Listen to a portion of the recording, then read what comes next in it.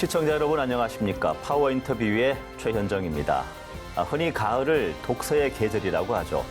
특히 올해는 한국 문학의 노벨상 수상 소식까지 더해지며 책을 찾는 분들이 더욱 많아지고 있다고 합니다. 그래서 오늘 파워 인터뷰에서는 특별히 책과 출판 얘기를 나눠볼까 합니다.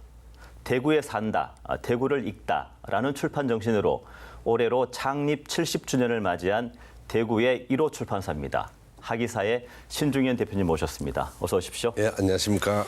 예, 올해로 창립 70주년이면은 거의 뭐 한국 전쟁이 끝난 바로 직후에 뭐 만들어졌다고 볼 수 있는데, 예, 여기가 무슨 시상식 자리는 아니지만 우선 소감부터 한마디 들어보겠습니다. 저희가 하기사의 전신이 이상사라는 출판사입니다. 이상사요? 이상사. 네.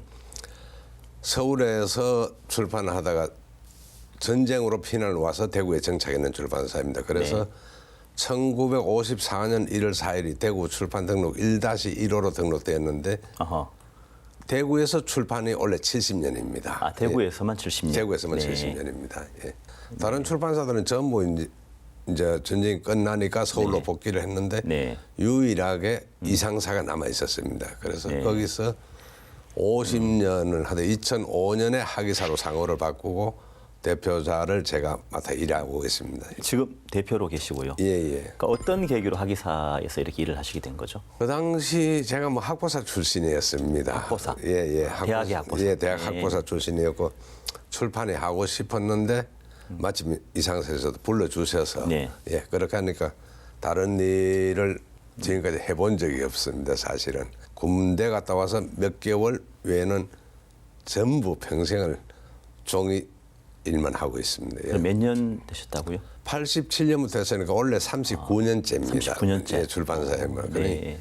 거의 40년 정도 지역 출판 업계에서 일을 하셨는데 어떻게 보면 산 증인이라고 할 수 있습니다. 예, 그동안 지역 출판 업계가 어떻게 변화한 과정이라든가 그리고 또 지금 현황은 어떤지 좀 설명해 주시겠습니까? 제가 처음 할 때는 활판 인쇄부터 학보사 시작을 했고 그다음에 정타, 마스터 과정을 거쳐서 했는데 지금 생각하면 그 당시가 가장 출판의 전성기였던 것 같습니다.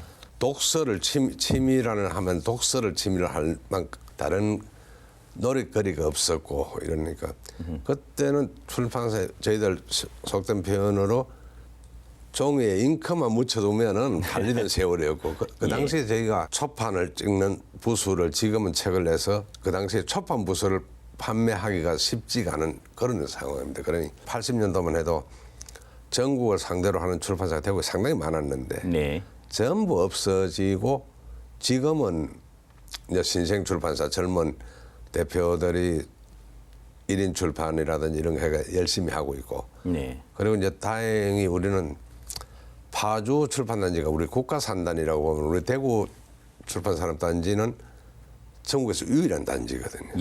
이게 있으니까 대구시나 이런 데서 지원을 많이 해줍니다. 많이 해주니까 제 생각에는 대구 출판사들이 빨리 도약할 것 같은 그런 믿음을 갖고 있습니다. 네, 뭐 앞으로는 그렇게 도약할 것 같다라고 긍정적인 전망을 하고 계신데 어쨌든 그동안 다른 분야도 마찬가지겠지만 이 출판업계도 수도권 집중화가 이루어지고 있지 않느냐라는 그런 또 지적도 있거든요. 근데 그런 가운데 이렇게 오랫동안 명맥을 이어온 비결이 있다면 뭐가 되겠습니까? 지역 출판사는 지역의 기반이 되어야 되지 않습니까? 우리가 250만 도시에 그러니 지역을 가장 잘 알아야 되고 가장 잘 알 수 있는 게 지역 출판사고 지역을 가장 사랑하는 사람이 지역 출판하면 저는 다 성공한다고 생각을 하고 있습니다. 그런 것 가운데 하나가 되겠지만 그 하기사가 그 지역의 어떤 이런 출판 산업, 독서 인구, 뭐 정대 뭐 이런 것들을 위해서 여러 가지 프로그램들을 운영하고 있다고 들었거든요. 저도 개인적으로 언제 한번 우연찮게 들게 된 적이 있는데 어떤 것들이 있는지 좀 설명해 주시죠. 저희는 지금 가장 출판 시장이 이렇게 어려워지는 이유 중에 하나가 모든 출판사나 공공기관에서 전부 책 쓰기를 글쓰기를만 가르치지 책 읽는 법을 가르치지 않거든요. 그래서 저희가 가장 기본적으로 2017년부터 하기사 독서 아카데미를 하기사 독서 아카데미를 운영하는데 그는 서평을 공부하면서 책을 제대로 읽기 그걸 해서 원래 이번 11월이면 10기가 한 기수야 15명씩가 10기가 수료를 합니다. 그러니 서평서기를 하고 있고 그다음에 저희가 금요북토커라고 금요북토커의 가장 기본 정신이 저희가 지역작가 기살리기입니다. 예. 내 책을 누가 사 이런 생각을 하시는 분들이 너무 많아서 선생님 저자가 그렇게 자신 없으면은 책을 어디다 팔겠습니까? 그래서 하기사 금요북토커를 29회까지 했는데 저자 한 분을 모시고 금요북토커를 하고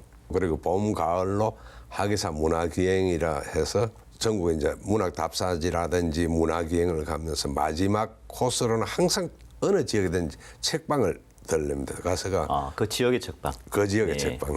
그분들이 나중에는 이제 개인적으로 가고 하니까 그 책방이 명소가 돼요. 예. 그래서 산청이나 괴산이나 이런 데 책방들을 관광화, 대구 사람이 제일 많이 오게 만드는 그러니까 그런 결과가 생겼습니다. 그게 참 좋았고.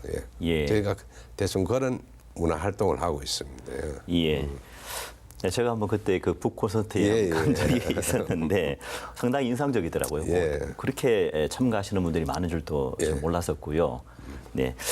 오랜 동안 이렇게 출판업계에 계시다 보면 많은 일들이 있었지 않겠습니까? 특히 기억에 남는 일이 있다면 어떤 게 되겠습니까? 제가 40년 가까이 출판 일을 하면서 가장 기억에 남는 게 2020년 코로나. 코로나 시절에 가장 코로나 중심이 우리 대구에 있었지 않습니까? 그때 바깥 출입을 할 수 없을 때 제가 딱 생각했던 게 이분들한테 무슨 희망을 줘야 되겠다 해가지고 각기 직업이 다른 사람 50명에게 문자를 보내가서 지금 어떻게 살고 있는지 글로 적어 주십시오. 그러면 우리가 출판사에서 다듬겠습니다.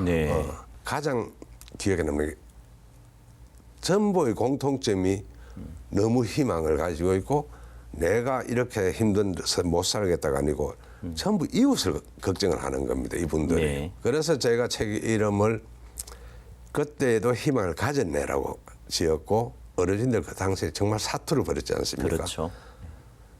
그분들한테 부탁하니까 그분들이 흔쾌히 써주셨어요. 그 난리통에. 그래서 그곳에 희망을 심었네로 하고. 희망을 가졌네와 희망을 심었네. 그렇게.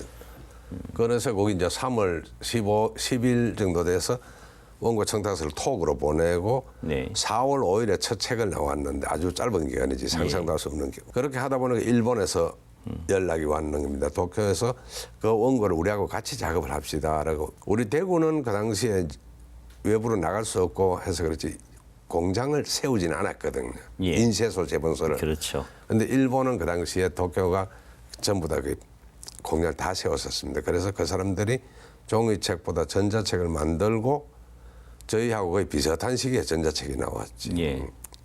그리고 일본 NHK라든지 언론에서 사실 저희가 주목을 많이 받았는데 그게 저희들이 가장 제가 출판하면서 지역 출판사가 할 수 있는 일이고 지역 출판사 역할을 했다고 저는 그렇게 생각을 하고 있습니다.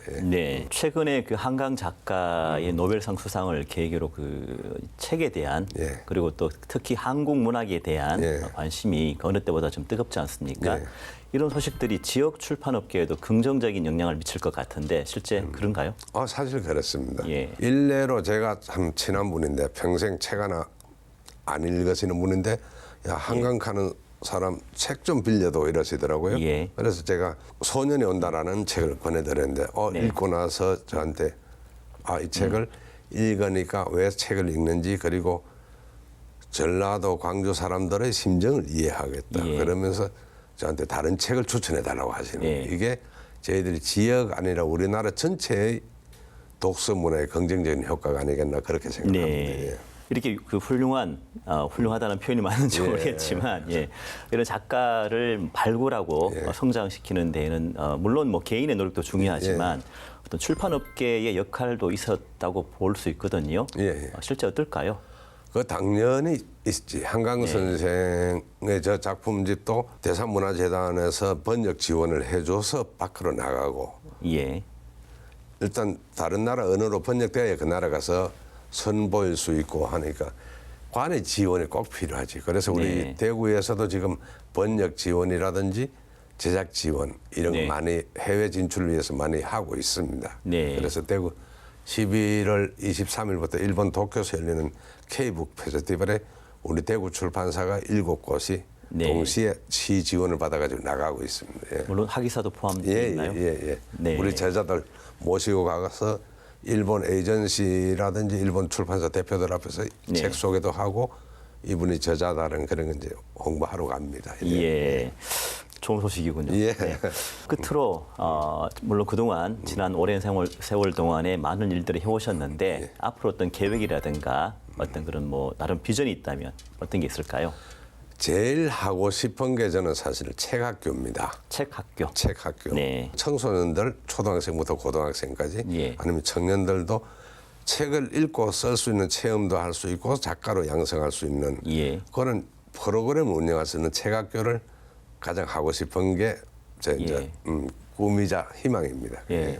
네, 오늘 인터뷰를 통해서 하기사가 걸어온 길과 지역 문화를 위해 애써 노력들을 느낄 수 있었는데요.